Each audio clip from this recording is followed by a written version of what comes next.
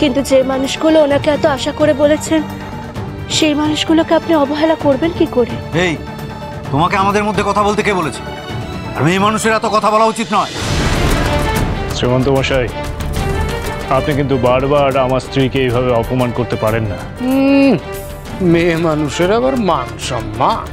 কি বললেন? এই শোনো শোনো শোনো, মেয়ে মানুষের এত মান সম্মান নিয়ে আমাদের অত মাথা ব্যথা নেই। আর তোমার স্ত্রী নিজেই নিজের মান সম্মান রাখতে জানে না, তাকে নিয়ে আবার আমরা এত কথা বলতে চাই না, আমাদের এত রুচিতেও বাদে। আর আমরা এখানে এত কথা বাড়াতে আসিনি। হ্যাঁ, যেটা বলার জন্য এসেছিলাম আর কি, আজ তুই চণ্ডী মণ্ডপে যাবি না এবং গান গাইবি না। আচ্ছা, তোর যদি গ্রামের লোকের কথা ফেলতে অসুবিধে হয় তাহলে তুই একটা কাজ কর না, তুই চণ্ডী মণ্ডপে যাসই না। হ্যাঁ, তাহলেই তো মিটে গেল আর কি। চলো, আশা করি বোঝাতে পেরেছি। কিন্তু দাঁড়ান সর্বাণী আর রাজু গোসাই, আমি যদি তোমাদের এই কথা না শুনি তবে কি হবে? দেখ, কথা যদি না শুনিস তাহলে তার পরিণতি কতটা খারাপ হতে পারে সে সম্পর্কে নিশ্চয়ই তোর কোনো ধারণা আছে। অতএব এত কথা বাড়ানোর দরকার নেই। তোকে চণ্ডী মণ্ডপে গান গাইতে না করা হয়েছে, তুই গাইবি না, ব্যাস এটুকুই। তবে তুমিও এইটুকু জেনে রাখো রাজু গোসাই, যে আমি মায়ের পুজো স্থানে যাব। মায়ের পূজার নানা কাজ আছে সেখানে, সে কাজগুলি তো আমাকে সম্পন্ন করতেই হবে, তাই না? তবে হ্যাঁ, কাজ শেষে যদি গ্রামের লোক আমাকে গান গাইতে বলে, আমি গাইব।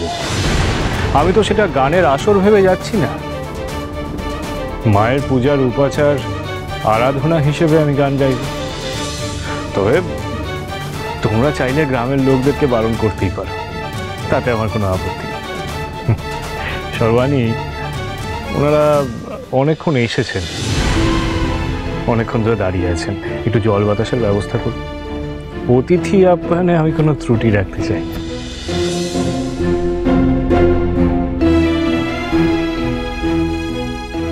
হে রামপ্রসাদ, তুমি আমাদের মুখের উপর কথা বলা থামাবে না ভেবেছো না?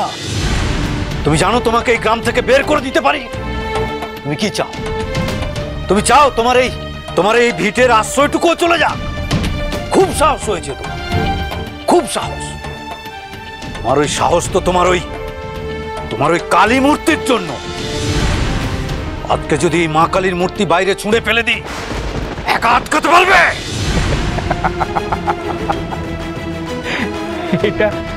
এটা আপনি কি বললেন শ্রীমন্ত মশাই? মাকে রক্ষা করব আমি? যে মা সমগ্র জগৎ সংসারকে রক্ষা করে, সেই মাকে রক্ষা করবো আমি? আসলে কি জানেন তো, ওই রাগে আপনারা সকলে অন্ধ হয়ে গেছেন, অহংকারে আপনারা সকলে অন্ধ হয়ে গেছেন শ্রীমন্ত মশাই।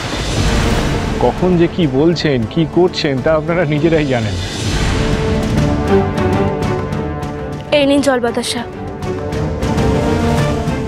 মায়ের প্রসাদ। আমাকে কালীর প্রসাদ দেওয়া হচ্ছে?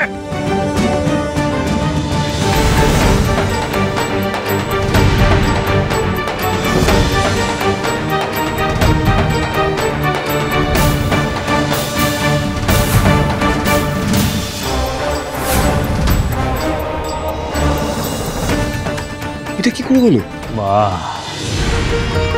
পাগো, দেখো দেখো, চেয়ে দেখো রাজু গোসাই, তোমরা মাকে হেলা উচ্ছেদা করেছিলে তাই না? মা কিন্তু তোমাদেরকে আশীর্বাদ করলো।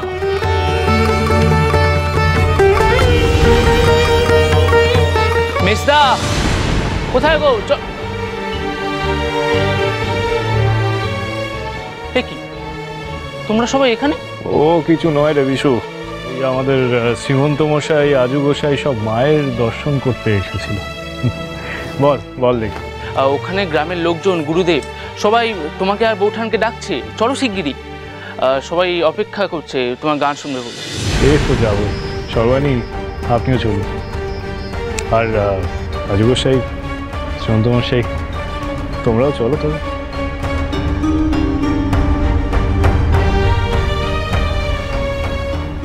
এই দেখো।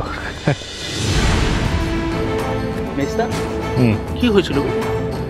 এরা মায়ের দর্শন করতে তো আসে। সে ছাড়, চল ওখানে চল, সবাই অপেক্ষা করছে। আসো।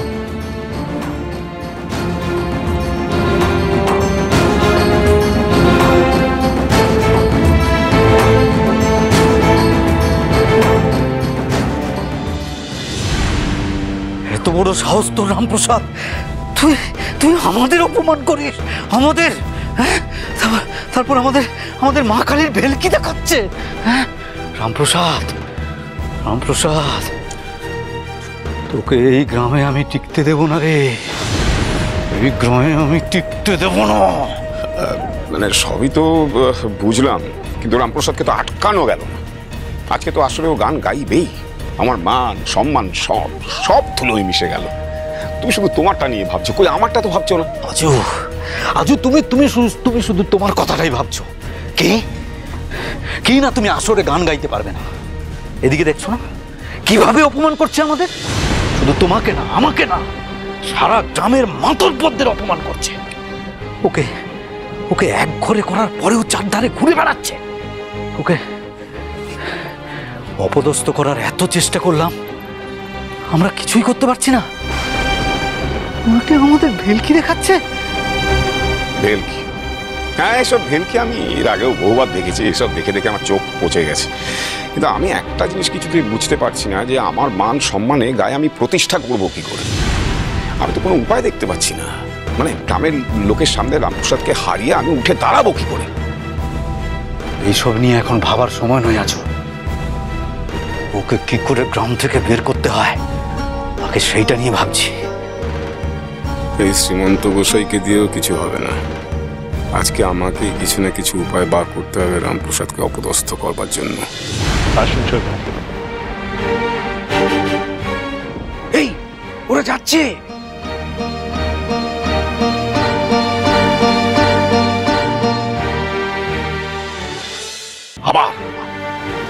আবার চণ্ডী মণ্ডপের দিকে যাচ্ছে। এতবার পালন করা সত্ত্বেও চণ্ডী মণ্ডপের দিকে যাচ্ছে। রাগে আমার গা কেঁপে উঠছে। এই এই এই ওদের ওদের পথ আটকাতে হবে। ওদের তো হঠাৎ করে এখন কিভাবে? হ্যাঁ, এই এই ওদের রাস্তায় কাঁটা বিছিয়ে দাও, কাঁটা বিছিয়ে দাও। আবার কাঁটা? হ্যাঁ। আরে গতবার ওই রথের সময় তো আমরা সবাই মিলে কাঁটা বিছিয়েছিলাম। তারপর কি হলো? কি হলো? সবই তো ফুল হয়ে গেল। ফুল? তাতে কি হয়েছে? তাতে কি হয়েছে? যতবার পারবো চেষ্টা করব, যতবার পারবো আটকানোর চেষ্টা করব। যাও কাঁটা বিছিয়ে দাও। শোনো, এইসব না করে একটু ঠান্ডা মাথায় ভাবো। রামপ্রসাদকে এইভাবে দমিয়ে কোনো লাভ নেই, কোনো লাভ নেই।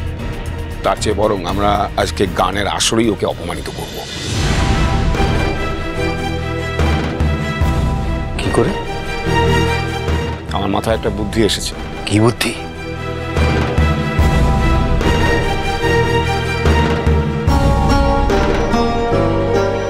দেখোই না কি হয়।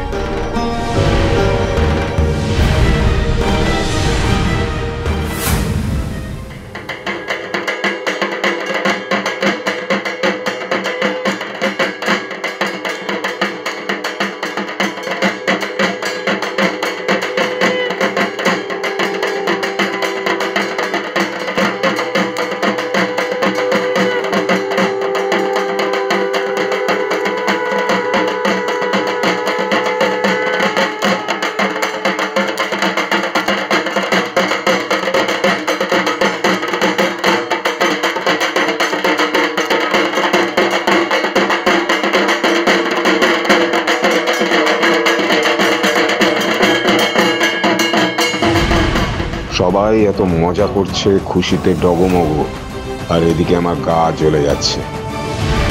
আজকে রামপ্রসাদকে সাহায্য করতে না পারলে আমার গা জুড়বে না।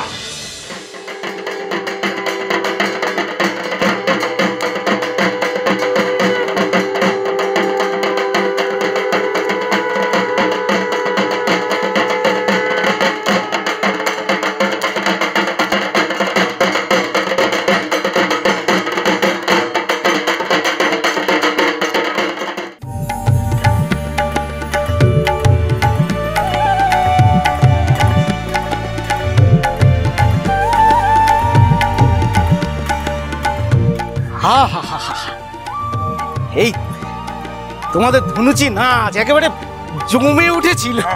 অপূর্ব হয়েছে, অপূর্ব হয়েছে। একটা কথা বলছি, এখন আমাদের মায়ের গান শোনাবে আমাদের সবার প্রিয় রামপ্রসাদ সেন। রামপ্রসাদ, আজ তুমি গাইবে আর আমি তোমার সাথে সঙ্গত করব। বেশ, তবে এখানে উপস্থিত সকলকে প্রণাম জানিয়ে আমি আমার গান শুরু করছি।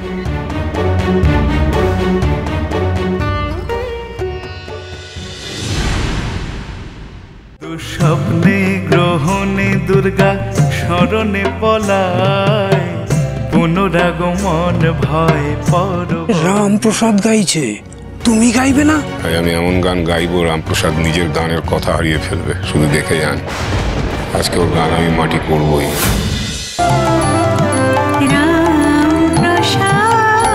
চলো চলো চলো চলো চলো পাল্টাই।